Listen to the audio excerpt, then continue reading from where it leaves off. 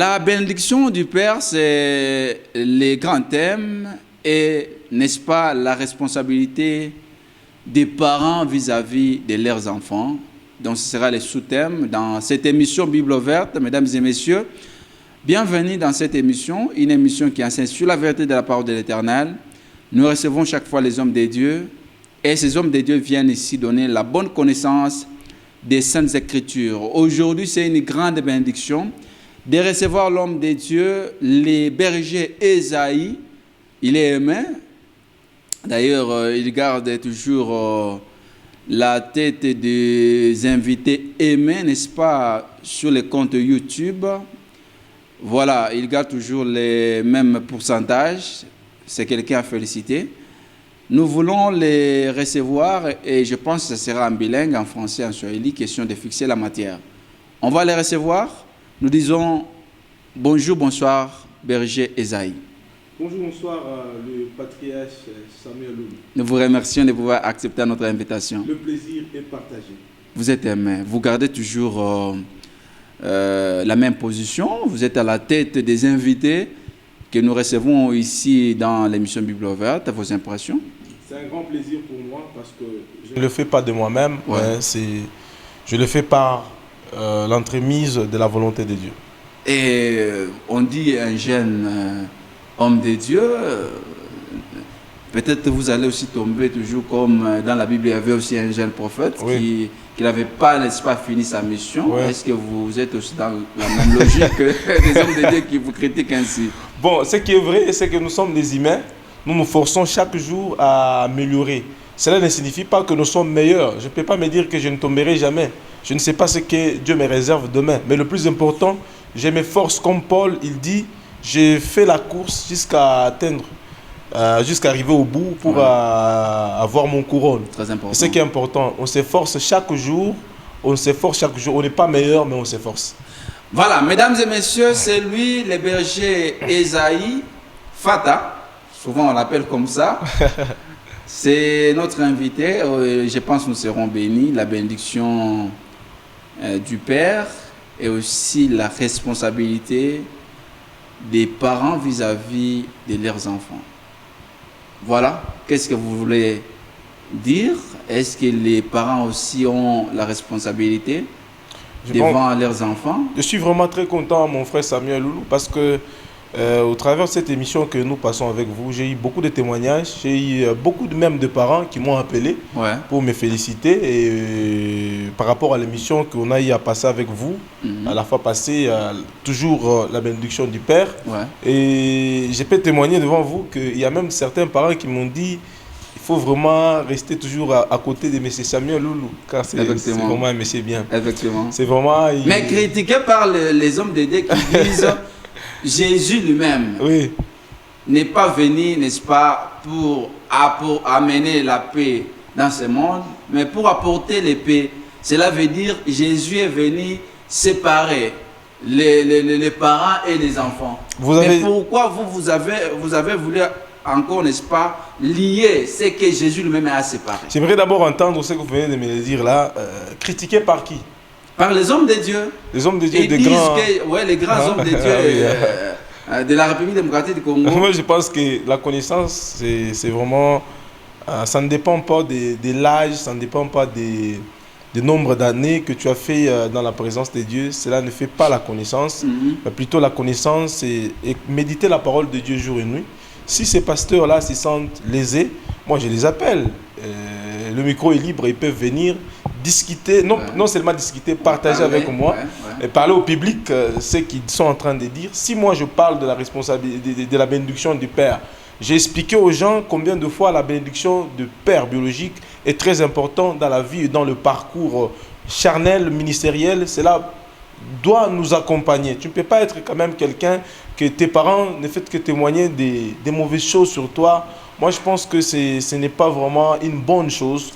Nous, étant chrétiens, nous devons rentrer au début, au commencement. La Bible déclare que nous, dans la Bible, nous avions lu avec vous ensemble dans la parole de Dieu que la bénédiction a commencé par le père biologique. Abraham était un père biologique, il a béni Isaac. Isaac était un père biologique, il a béni ses enfants. vous allez vous rendre compte que la bénédiction du Père est très importante dans le parcours ministériel et dans la vie charnelle. C'est très, très, très important. Tu ne peux pas te dire que je suis un enfant de tel si ton Père ne témoigne rien de spécial, rien de bon de toi. En tout cas, ça, ce n'est pas une bonne chose. Si donc, on déchire le verset là qui dit Jésus est venu apporter la paix. Non, non, non. Vous savez, on ne comprend pas bien la parole de Dieu. Quand on dit Jésus n'est pas venu amener la paix, mais le paix pour diviser. Jésus n'est pas venu diviser. C'est eux qui comprennent mal la parole de Dieu. On parle de nous diviser dans des coutumes du péché, abandonner le péché. Jésus-Christ n'est pas venu pour nous voir marcher dans le péché. Est-ce que être bien avec ton Père, c'est un péché? Je pense que ce n'est pas un péché. Lorsque ton Père proclame les paroles de bénédiction sur toi, est-ce que c'est un péché? Mais je dirais que c'est une bénédiction. Même Dieu est content. Dieu valide les paroles de nos parents biologiques. C'est très, très, très, très, très important. Si quelqu'un parle de ça, bon, pour moi, je ne comprends pas. Et je me dis, il ne sait pas ce qu'il fait. S'il sait ce qu'il fait, il ne peut pas contredire ce que je suis en train de vous parler maintenant même et en ce moment même. Voilà. Aujourd'hui, c'est la responsabilité, n'est-ce pas, des parents vis-à-vis de leurs enfants. Oui. Qu'est-ce que vous voulez parler? C'est vraiment un grand thème. Moi, je pense que j'ai été inspiré de pouvoir parler de ces thèmes parce que c'est un thème qui va aider plusieurs personnes à se retrouver, aider plusieurs aussi parents à être vraiment responsables de leurs actes parce que c'est important. Vous savez, étant parent, vous devez savoir que vous avez une grande responsabilité. Vous avez une grande responsabilité en tant que parent. Et j'aimerais dire et exagérer que une fois que vous êtes père, vous n'avez pas droit à l'erreur. Il y a certaines choses que vous étiez en train de faire avant, mais le fait d'être père vous interdit beaucoup de choses. Très bien. Vous n'avez pas droit à faire n'importe quoi. Vous n'avez pas droit à parler de n'importe quoi. Vous n'avez pas droit à fréquenter certaines personnes. Vous n'avez pas droit à fréquenter certains milliers parce que vous êtes déjà un responsable. Vous avez une femme, vous avez des enfants.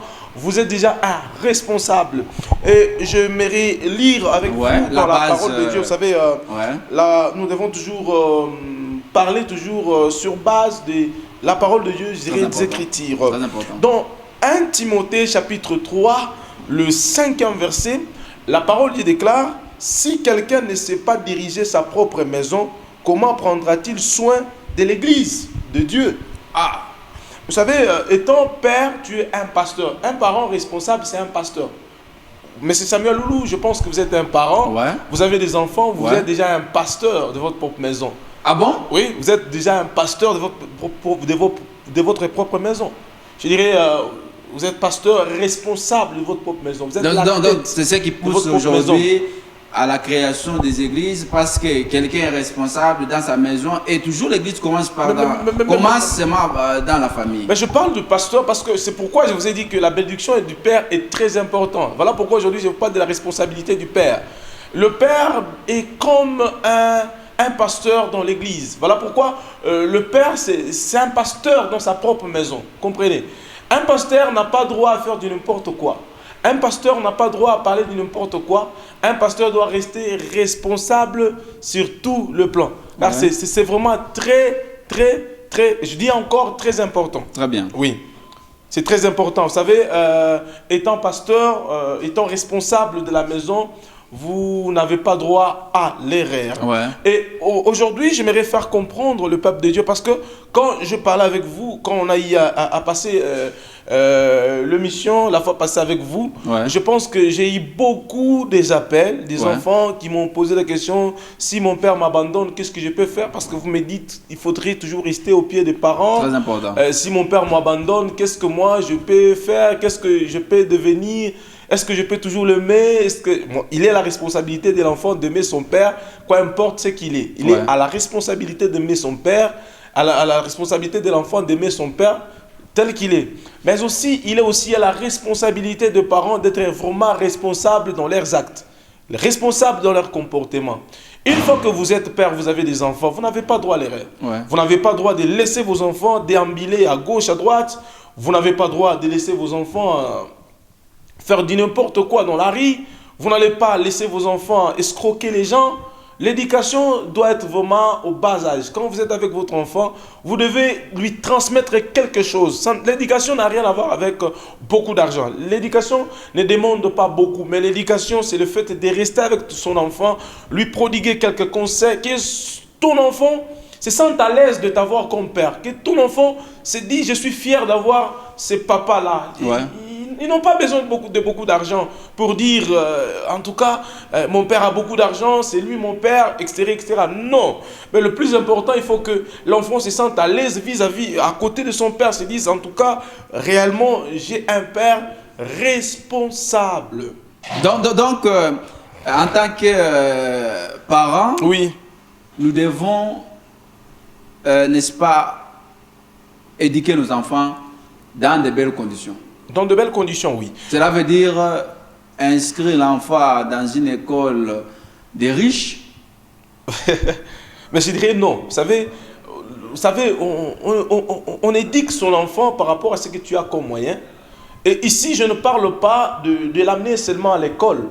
Mais je parle de lui donner l'éducation meilleure. L'éducation, c'est transmettre à son enfant ce que tu es. Un jour, un parent dit à son enfant, mon fils, fais attention à la vie actuelle, car il ne faudrait pas faire les erreurs. Et l'enfant aussi dit à son père, papa, vous devez faire attention à ce que vous faites parce que je marche sur vos traces. Très important. Vous comprenez? Très important. Nous sommes le reflet des traces de nos parents. Vous comprenez?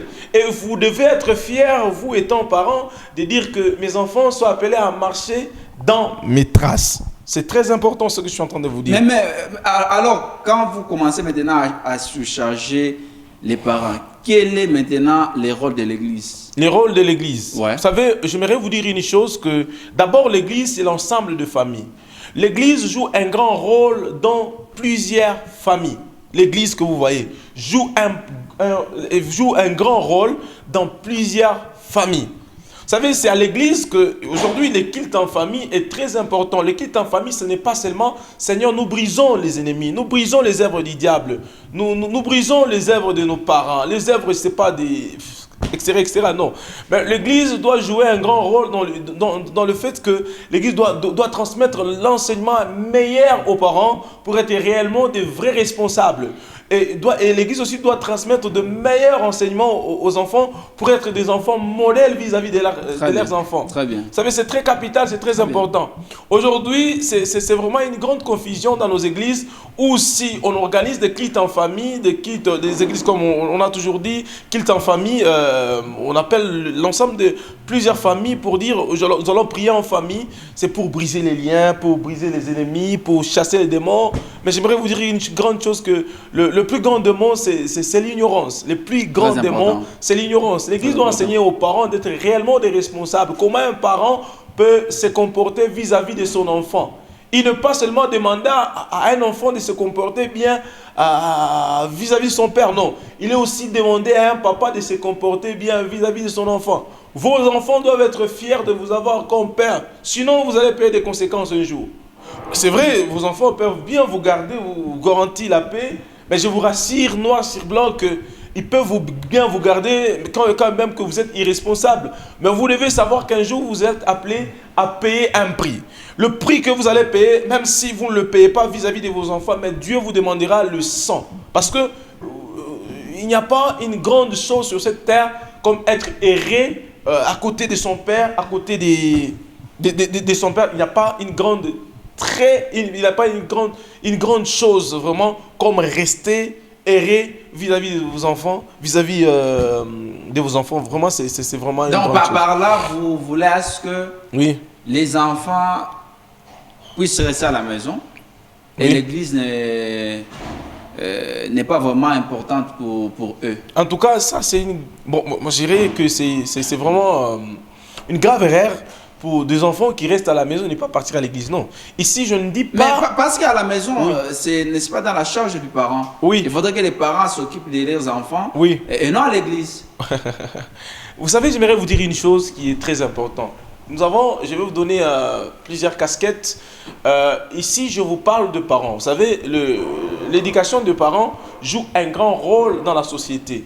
Et vous savez, il y a certaines personnes, le parent, vous savez, il y a certaines personnes sur cette terre, l'église peut les échouer, mais les parents sont capables de les réussir. Très bien. Vous comprenez? Très bien. Et aussi, il y a certains parents, c'est vite fait ça, il y a aussi certains enfants que le parent les échoue, mais l'église parvient à les réussir. Très bien. Vous comprenez? Très bien. Il y a de ces enfants qui écoutent bien leur pasteur que leurs parents.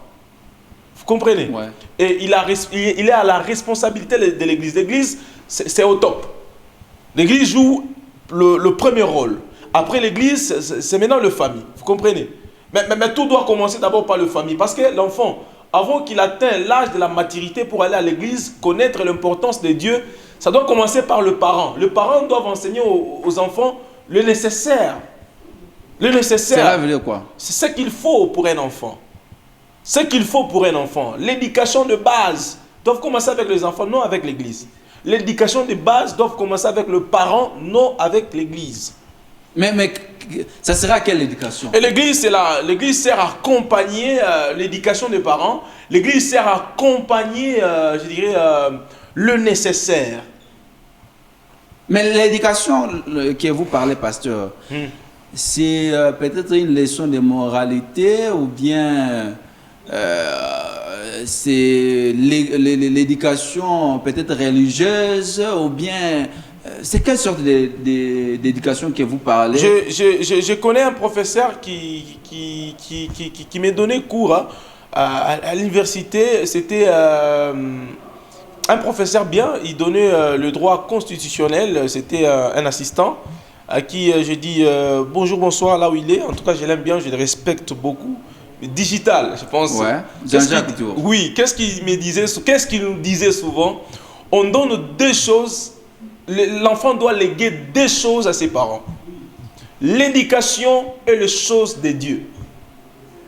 Vous comprenez? L'enfant n'a pas besoin de maison. Vous pouvez vous garantir votre enfant en lui laissant plusieurs maisons, plusieurs voitures. Rassurez-vous que si dans la tête de votre enfant, il n'y a rien de spécial, il va vendre tout. Il va tout laisser. L'éducation joue un grand rôle dans la vie d'une personne. Vous pouvez lui priver de maison, vous pouvez lui priver de voiture, vous pouvez lui priver de véhicule, mais une fois qu'il a une bonne base, je vous rassure que votre enfant sera un grand champion. Très important. Votre enfant sera un grand champion. Votre enfant n'a pas besoin de vos matériels, il a besoin de l'éducation valable. Parce que je suis en train de vous dire quelque chose qui est très important, que je ne peux pas quitter dans les termes, du fait que la responsabilité des parents est très importante. Et aussi, la responsabilité des parents joue un grand rôle dans la société. Parlons de la responsabilité des parents aujourd'hui. Admettons, je suis votre fils aujourd'hui. Je me rappelle, c'est maintenant que le monde est révolu. Il y a certaines choses qui ne se font pas comme auparavant, mais ça s'est fait. Ouais. À l'époque, si je ne me trompe pas, dans nos quartiers, surtout Gécamine, quand nous on a grandi dans les quartiers Gécamine, qu'est-ce qui se faisait? Quelqu'un, avant de se marier, avant un Nao ou Fash, il va demander aux gens comment est cette famille? Comment est cette famille? Qui est le père? La réputation de cette famille. Voilà, la réputation de cette famille. Ouais. Ikouyadje, Baba Kenegalaradje, Maman Kenegalaradje. Vous comprenez? Il y a des gens, des FBI, des avenirs qui peuvent vous dire en tout cas, Koulé, Baba qui en tout cas, ni Shindikana. Maman qui, ni Shindikana. Vous pouvez être une bonne personne. J'aimerais vous dire une chose. Ouais. 80% des enfants ont échoué leur vie parce que leurs parents se comportaient mal. Je peux vous rassurer. 80% des enfants ont échoué leur vie parce que leurs parents se comportaient mal. Admettons, prenons l'exemple avec vous de Mephibosheth qui était rejeté. Qu'est-ce qui s'est passé? Je dirais, David s'est souvenu de son père Jonathan. Il a dit, est-ce que dans la maison de Jonathan, n'y a-t-il pas quelqu'un qui était resté là? Ben oui, il n'y avait que Mephibosheth qui était emboîté, un infirme. Or, en Israël, il y avait une loi. Un infirme n'avait pas le droit de manger avec le roi. Il est rejeté. Il était rejeté à départ. Mais parce que son père se comportait bien, qu'est-ce qui s'est passé? Il a pris l'infirme. Je dirais que David a désobéi. Voilà, il a désobéi la loi. Il a désobéi la loi. Il a appelé Mephibosheth, manger avec lui aux tables. Mephibosheth a mangé avec le roi à cause du comportement de son père. Vous comprenez? Ok. À cause du comportement de son père. Donc, un père doit être un Le comportement modèle. d'un père est tellement capital dans la société. Et très important dans la société. Il y a de ces enfants qui ont eu des grands privilèges dans la société, dans la vie, parce que leurs parents se comportaient bien. Juste le nom de son père parle beaucoup. Très bien. Très bien. Le nom de son père parle beaucoup. Hier, j'étais au service des cadastres. J'étais avec le responsable des cadastres. J'étais là quand il y avait un monsieur là, c'était un juriste. Il était à côté de ces grands responsables. Alors que c'est pas son neveu, son enfant, je n'ai pas bien maîtrisé la situation, avait fait quelque chose de tort. Alors, l'enfant s'est présenté que je suis l'enfant de tel. Vous comprenez? Et parce qu'il est l'enfant de tel, le monsieur là a retiré plainte. Il a dit, je ne peux pas quand même porter plainte. Parce que ton père pour moi, c'est un homme de bien. Vous comprenez? Très important. Parce que ton père, c'est un homme de bien. Vous comprenez avec moi? Ouais. La Bible déclare et la Bible témoigne pour des hommes de bien. Admettons, prenons l'exemple de Joseph. La Bible dit que Joseph était un homme de bien. Très bien. Était un homme de bien. Être un homme de bien ne signifie pas que vous devez avoir beaucoup d'argent. Non. Vous savez, quand vous êtes un homme de bien, il y a de grands privilèges il y a de grandes portes qui vont s'ouvrir dans la vie de vos enfants parce que vous êtes parce que vous êtes un responsable. Être responsable, ça ne demande pas beaucoup d'argent. Vous ne pouvez pas insulter vos enfants, n'importe quoi. Il y a de ses parents, il trouve l'argent, il touche l'argent, incapable de payer ses études à ses enfants. Il y a de ses parents, il est bien, mais il ne s'occupe pas de ses enfants. Tu es là, papa, tu es là, tu es en train de m'écouter à cet instant, tu vis une vie de désordre comme il faut. Hein. Tu aimes de filles en désordre, tu es un papa responsable, tu as de filles à gauche, à droite. Quand vous êtes papa, il y a un comportement à suivre, que vos enfants ne vous reprochent pas. Ah, est-ce que les enfants de David lui avaient reproché? Les enfants de David. Ici, je dis... De Salomon. Mais vous savez, il y a des conséquences dans la Bible. Vous allez vous comprendre avec moi que même, je dirais, vous me parlez aujourd'hui de Salomon. Salomon, il vient d'une femme, je dirais... Les modèles, c'est lui le premier sage. Mais je dirais, il vient de quelle femme? Vous savez, normalement, si David était correct, vous savez, ici, je ne peux pas parler de l'ancienne vie, mais je suis David, vous savez, cela a amené beaucoup de bavures dans la famille de David. Beaucoup de problèmes dans la famille de David. Même quand on a voulu installer Salomon, il y avait des enfants qui n'étaient pas d'accord avec lui parce que Salomon vient d'une autre femme. Ici, la Bible nous dit même clairement, parce que ici toujours dans 1 Timothée, la Bible déclare que les diacres doivent être maris d'une seule femme et dirigent bien leurs enfants et leur propre maison.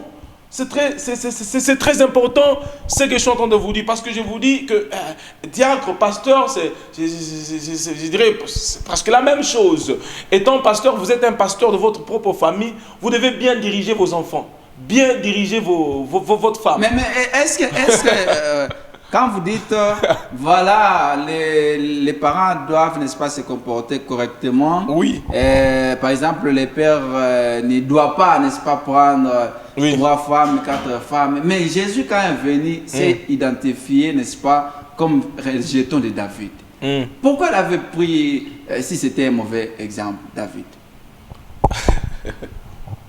Et jusqu'à maintenant, il est toujours les rejetons de David. Pourquoi prendre les mauvais exemples? Si David était un mauvais exemple. Je pense que je ne parle pas que David avait de bons côtés et David tout comme il avait de mauvais côtés. Et puis, à l'ancien temps, au temps de la loi, avoir plusieurs femmes, ce n'était pas un péché. Ici, je ne peux pas vous dire qu'avoir plusieurs femmes à l'époque de la loi, c'était un péché. Si j'ai dit ça, je pêche. Mais il était à la responsabilité des personnes. Il y avait des gens. Il y avait aussi des gens dans l'ancienne temps qui avaient seulement une seule femme. Oui, qui avaient seulement une seule femme. Il avait jugé bon d'avoir une seule femme. C'était aussi important pour lui. C'était aussi important pour eux d'avoir une seule femme. Vous comprenez? Ouais. Mais est-ce que c'est Dieu change? Dieu, Quand vous dites qu'avoir plusieurs femmes, c'est déjà une mauvaise éducation Dieu, que vous léguez, n'est-ce pas, à vos enfants. Je ne parle pas que cela fait partir des interdits, comme pour dire c'est la base des mauvaises éducations vis-à-vis des enfants. Moi, je dirais pas que c'est ça. Mais je parle de la responsabilité de parents. Étant père, moi, je m'en fous de ce que vous menez comme vie. Ouais. Mais je parle que vous devez diriger bien votre propre maison. Vous pouvez avoir encadrer beaucoup de femmes, bien votre propre maison. Les enfants. Bon, selon la parole de Dieu, ouais, c'est interdit d'avoir plusieurs femmes. Et ici, je ne peux pas mener un débat avec vous par rapport à ça. Parce que ce n'est pas mon sujet. Je pense que ça, oui. Ouais. Mais le plus important, je suis en train de parler de la responsabilité de parents, la responsabilité d'un père. Un père est très important. Un père, c'est un coach. Un père, c'est un coach. C'est un modèle. C'est un modèle dans la famille. Vous comprenez? Ouais. Il y a de ces enfants sur cette terre, je vous dis la vérité, ils regrettent jour et nuit d'avoir celui-là comme père. Peut-être tu me suis à cet instant. Tes enfants te regrettent de t'avoir comme père. Ce n'est pas bien. Ce n'est pas bien. Vos enfants doivent être à l'aise. Doivent être à l'aise. Il y a mais ce n'est pas la malédiction. Si un enfant commence à regretter, dire voilà, celui-là ne mérite pas d'être mon père. Ce n'est pas une malédiction. Bon, cela, bon, je dirais pas. Bon, je dirais que bon, ce que vous devez savoir en tant qu'enfant, vous devez comment dirais-je, vous devez subir la conséquence de l'accepter tel qu'il est, de ne pas dire je regrette de vous avoir comme papa, là c'est exagéré. Vous devez l'aimer étant papa, vous devez les respecter étant papa, mais la douleur existe toujours. Mais seulement cela doit vous donner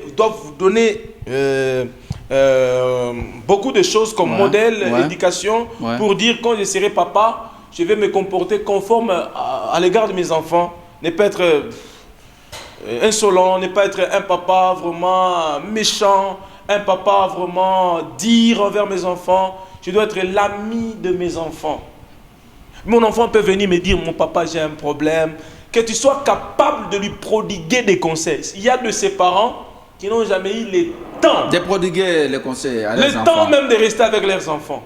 Le temps juste de rester avec leurs enfants. La nuit, vous devez rester avec vos enfants.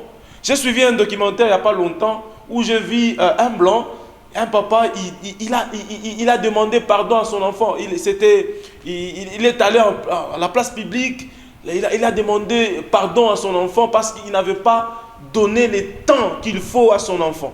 Mais vous-même, vous prêchez, vous dites que voilà, la Bible nous recommande de prier sans cesse. Comment quelqu'un qui prie sans cesse peut s'occuper de ses enfants? Mais c'est un grand péché, hein. Je vous dis vrai. Vous pouvez être pasteur, vous m'écoutez à cet instant. Si vous êtes un pasteur, cela n'exclut pas que vous ne devez pas avoir le temps de vos enfants. Ah. Vous ne devez pas avoir le temps avec votre enfant. Il faut avoir le temps plein dans la parole de Dieu.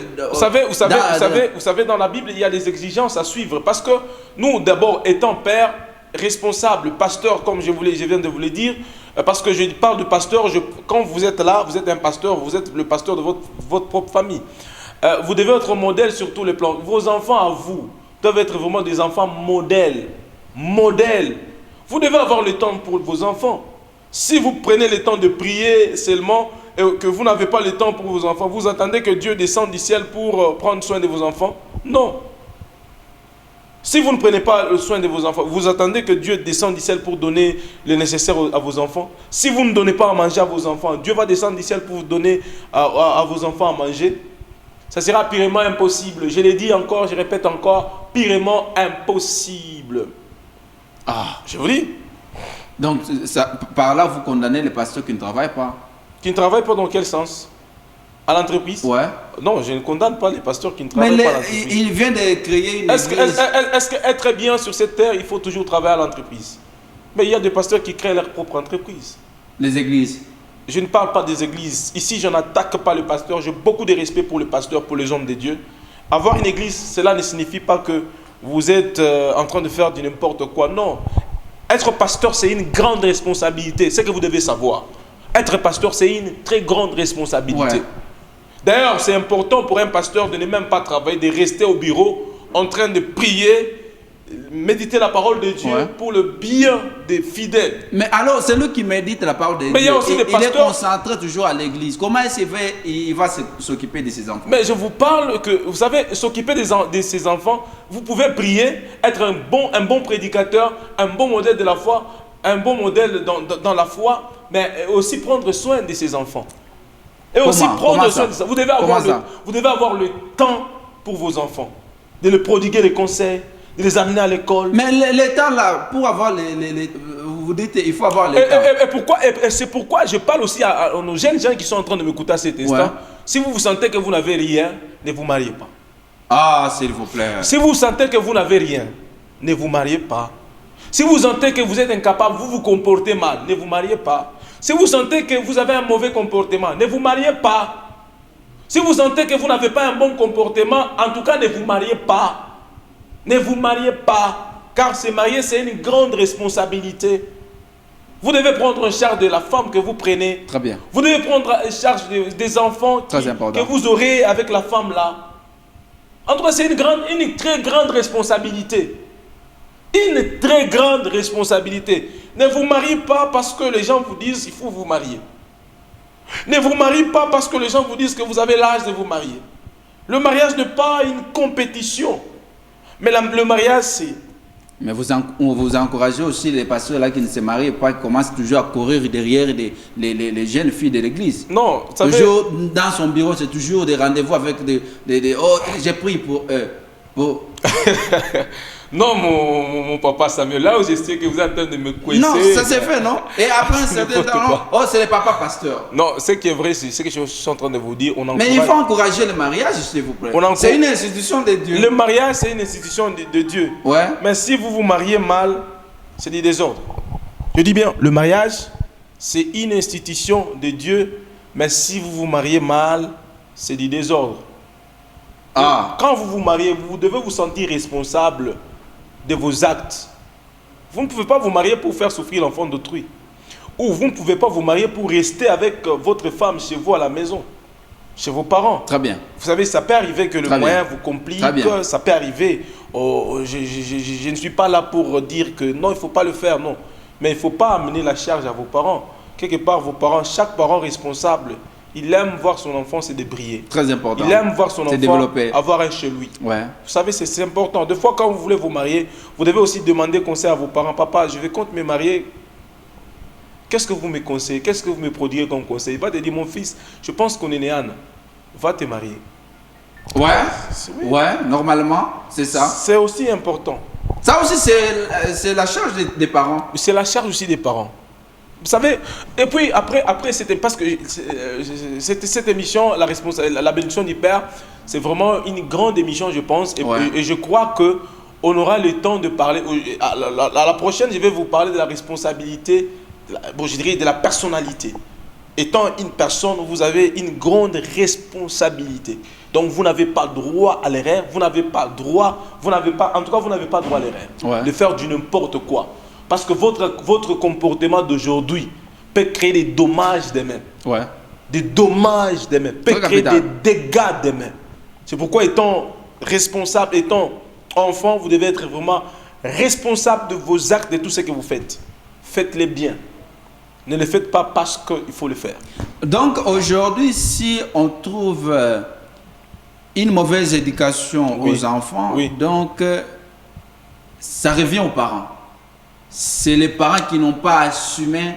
En tout cas, je peux vous dire que 80% des enfants qui se méconduisent, je dis bien 80% des enfants qui se méconduisent, ce sont ceux-là qui n'ont pas eu la chance d'acquérir une meilleure connaissance venant de leurs parents. Je dis bien, je répète encore, 80% des enfants qui se méconduisent sont des enfants qui n'ont pas eu, je dirais, la chance d'acquérir une connaissance venant de leurs parents. Et la faute incombe aux parents. La faute incombe aux parents. Quand vous êtes père, vous devez avoir le temps pour vos enfants. Vous devez avoir le temps d'encadrer vos enfants. Quand ils sont au bas âge, encadrez-les. Sois l'ami de vos enfants. Sois l'ami de tes enfants. Soyez les amis de vos enfants. Parlez avec vos enfants. Organisez des palabres dans la famille. Ça fait une année, 2 ans, vous n'avez jamais eu le temps de rester en famille. Papa, tu es là en train de conseiller tes enfants. Ça fait combien d'années que vous n'avez jamais eu le temps de rester en famille? L'église, c'est bien. Vous ne donnez pas seulement la charge au pasteur d'éduquer vos enfants. Non, il est aussi la responsabilité des parents d'éduquer aussi les enfants. Mais vous commencez à décliner vos responsabilités, pasteur. Je ne décline non, pas. Normalement, Je ne décline. si aujourd'hui l'éducation est tronquée dans la société, Oui. vous avez failli à vos missions. Sinon, vous allez me dire aujourd'hui que tous les membres, c'est pas de l'église X, Y, comme ça, tous les membres laissent leurs enfants à la responsabilité du pasteur. Ils n'ont pas, en tout cas, tu ne vas pas diriger. Non. Après l'église, chaque enfant part chez lui à la maison. C'est pour transmettre quelque chose qu'il a réussi. Vous comprenez? Nous avions réussi gratuitement, donnons aussi gratuitement. Quand nous partons à l'église, c'est pour emmagasiner la connaissance. Vous comprenez? Et cette connaissance, nous devons aussi transmettre cette connaissance aux gens qui sont autour de nous. La parole de Dieu, nous devons aussi la transmettre aux gens qui sont autour de nous. Aux gens qui nous environnent, aux gens qui sont autour de nous. Nous devons aussi transmettre cette connaissance de la parole de Dieu. Sinon, si on ne transmet pas la connaissance de la parole de Dieu, ça devient autre chose. Très important. Oui. Voilà, donc les parents doivent s'occuper de leurs enfants. De leurs enfants sur tous les plans, sur le point de vue éducationnel, sur le point de vue moral, sur le point de vue... C'est pas sur tout le plan, les parents doivent prendre vraiment cette conséquence d'éduquer bien leurs enfants. Et si les enfants sont bien éduqués, oui. Ces derniers n'ont pas droit à l'église. Non, non, non. Et je dis encore non. Ils doivent aussi mûrir leur capacité. Ils doivent aussi mûrir leur foi, leur capacité, leur foi. En allant à l'église. Que les livres de la loi ne s'éloignent pas de ta bouche. Médite-les jour et nuit. C'est alors que tu réussiras. L'église joue un grand rôle dans la société. Je dis l'église, c'est le top. Ouais. L'église joue un grand rôle dans la société. L'église, c'est Dieu. Nous ne devons pas réussir en dehors de l'église, c'est impossible. Très bien. Nous devons aimer l'église. C'est important d'aimer l'église. Où est-ce que Samuel avait bénéficié de l'éducation de ses parents? Samuel... de la Bible. Non, vous savez, Samuel, premièrement, j'aimerais vous faire ici comprendre que Samuel avait des parents. Et Samuel, dans la Bible, vous allez comprendre avec moi que Samuel a été offert par ses parents à l'église. C'était au temple. Mais cela ne signifie pas que Samuel, non. Samuel a reconnu à un certain âge, sinon on a Samuel. Vous me parlez aujourd'hui de Moïse, de Moïse. Moïse qui a grandi dans la maison des pharaons. Cependant, c'était sa mère. Le peu de temps qu'il restait avec sa mère, il était en train d'acquérir quelque chose venant de sa mère. Et il savait déjà que je ne suis pas égyptien, je suis israélien. Ma place, il avait une grande responsabilité. C'est que vous devez savoir, mon frère Samuel Loulou. Vous savez, l'homme que vous venez de me parler a été consacré à l'église, moi je m'en foulani. Mais aussi, quand il était consacré à l'église, cela ne signifie pas que ses parents l'avaient abandonné. Il partait aussi chez ses parents. Il ne restait pas à l'église toujours, non. Il avait aussi le temps de partir à voir ses parents. Ses parents aussi avaient le temps de lui prodiguer des conseils. S'il avait peut-être à l'époque, s'il avait un problème, il partait aussi voir ses parents. Papa, j'ai un problème, voilà, ça et là. Cela ne signifie pas que les parents avaient abandonné leur enfant comme pour dire Tonomto au Kanissa. Non. Baramto, c'est vrai au Kanissa. Le prêtre Eli a beaucoup donné le nécessaire, mais ce qui était aussi important, c'est qu'il était en train aussi d'acquérir quelque chose venant de ses parents. Très important. C'est comme ça. Donc, les parents ont vraiment une part de responsabilité. Je dirais à 100%, les parents jouent un grand rôle. Je dirais à 90%. Mais aujourd'hui, il y a un phénomène Kanyamaka CC où on arrête les jeunes gens. Oui. On devait commencer par arrêter les parents.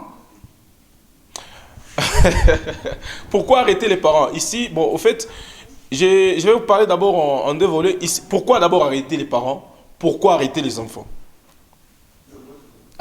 Pourquoi arrêter les parents? Et Pourquoi arrêter les enfants? Vous-même, vous avez Vous dit... venez de me dire ici quelque chose qui est très important. Ouais. Pourquoi arrêter les parents? Donc quand vous parlez d'un parent, c'est quelqu'un qui est responsable. C'est quelqu'un qui a une famille. Mais il a failli à sa mission. Quelle mission que vous voulez me parler? Éducation. Là où vous avez dit les parents doivent, n'est-ce pas, commencer... Vous savez, c'est aujourd'hui, ici au Congo, que certaines choses ne se font pas. À l'étranger, les enfants ont droit aussi à l'éducation. Il est aussi à la responsabilité de l'enfant si son père ne lui garde pas bien. Même ici à Colosie, il existe les tribunaux de paix. Ouais. Vous pouvez aller là-bas, porter plainte à votre papa pour dire pourquoi papa ne me paye pas les études. Et il est à responsabilité aussi de l'État d'appeler le parent pour lui poser des questions. Pourquoi vous ne prenez pas en charge votre enfant? Nous ne sommes pas d'accord avec ça. Les pasteurs ont failli à leur mission. Quelle mission que vous voulez me parler? Éduquer la société, transformer la société. Transformer quelle société? Donner, n'est-ce pas, une conduite à la société. Non, j'aimerais vous dire une chose qui est vraie. Les églises existent. Je viens de vous parler présentement qu'il est aussi à la responsabilité de parents en tant que responsables de donner le nécessaire aux enfants. L'éducation de base, l'éducation ne signifie pas seulement aller à l'école, non. L'éducation sert aussi à donner le conseil à vos enfants. L'enfant peut aller à l'école, mais il est impoli. L'enfant peut aller à l'école, mais il reflète quelque chose de mal. Ouais. Ce n'est pas vraiment bien. Voilà, un petit mot par rapport à la responsabilité des parents vis-à-vis de leurs enfants. Merci beaucoup. Ce que je vais dire aux parents, c'est d'être responsable vis-à-vis de leurs enfants. De donner le nécessaire, l'éducation, de donner le nécessaire, l'éducation à leurs enfants. Très important. D'être là pour leurs enfants. Très important. De donner leur temps pour leurs enfants. Très important. Et aussi de se poumonner pour leurs enfants. Voilà. Quand vous êtes responsable, vous devez savoir que vous devez avoir une ligne à suivre, un comportement à suivre. Il y a des milieux que vous ne pouvez pas entrer, il y a des endroits que vous ne pouvez pas fréquenter étant responsable. Ça, Voilà. vous devez le savoir. Voilà. Est-ce que vous pouvez donner votre numéro? Le numéro, c'est le 097 033 69 17. Encore. 097 033 69 17. Et aussi, j'invite le peuple de Dieu parce que nous sommes en train de travailler avec, en synergie avec l'église, je dirais, l'église de pasteur Jonas, Ouais. je dirais Gestemane. C'est toujours ici au Golfe.